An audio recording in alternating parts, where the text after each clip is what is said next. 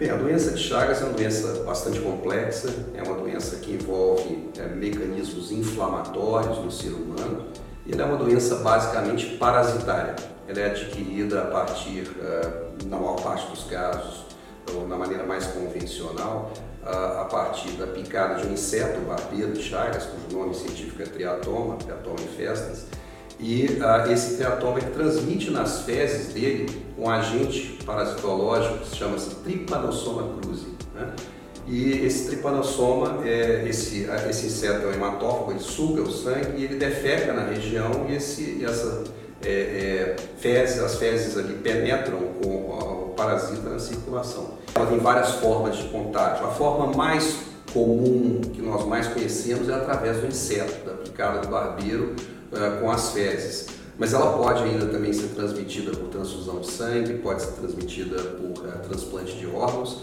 E mais recentemente tem havido alguns surtos, principalmente no norte do país, com um tipo de transmissão chamada gastrointestinal, onde o indivíduo se alimenta de determinados alimentos, frutas in natura, né, que estão contaminados com as fezes do barbeiro, que acabam por transmitir uma carga parasítica importante para aqueles alimentos por via oral e o indivíduo também ter a doença.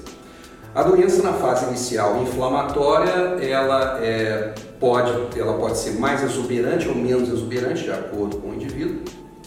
E a forma clássica é o chagoma, onde o barbeiro pica, porque há um processo inflamatório intenso ali naquela região. Isso tende a desaparecer e o indivíduo vai pela vida afora, mas o processo cronificado inflamatório, principalmente de formas agressivas, chamadas amastigotas, é um tipo de forma pequenininha desse parasita que começa a fazer ninhos, principalmente no coração, nos intestino grosso e no esôfago, né? Podendo levar a condições de insuficiências cardíacas muito graves, de destruição da inervação do coração, nós chamamos isso de desautonomia, levando ao paciente eventualmente a necessidade de marcapasso, uma capacidade de contratilidade do coração muito reduzida, a gente chama isso de cardiomiopatia dilatada, o coração cresce muito, fica muito grande, com pouca capacidade de contrair. E os intestinos também podem crescer, assim como também havia o crescimento do esôfago. Os sintomas podem ser variados. Eles vão variar de acordo com o chamado quadro sindrômico do paciente, ou seja, a condição clínica de mais acometimento de um ou de outro órgão, de acordo com cada paciente.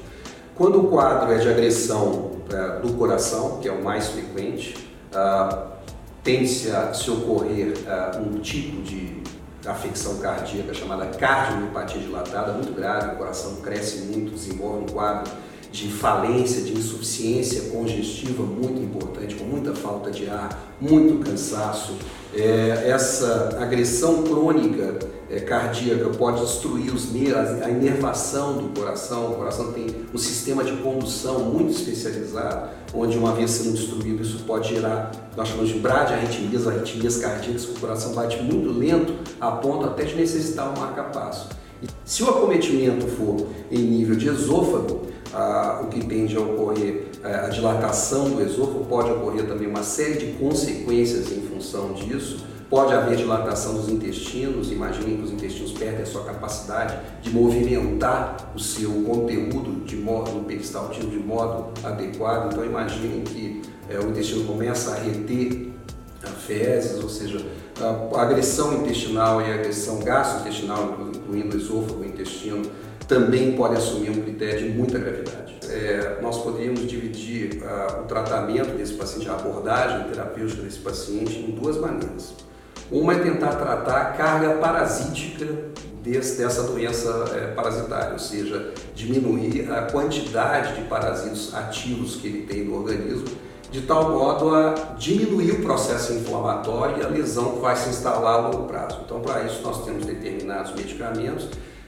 No Brasil, especificamente, é um medicamento que já vem se utilizando há bastante tempo, que é o benznidazol. Mas, se a condição do paciente já é de um quadro sindrômico, nós temos que tratar as síndromes, ou seja, se é insuficiência cardíaca, tratar a insuficiência cardíaca, se é megacolo ou megaesôfago, tratar convenientemente de acordo com a necessidade aquelas condições. E a prevenção é realmente a melhora dos padrões sociais, porque se o contágio é via barbeiro, se a contágio é via o inseto, esse inseto ele vive no recesso do adobe, ou seja, nas casas de pau a pique, daquele barro que fica nas casas de pau a pique.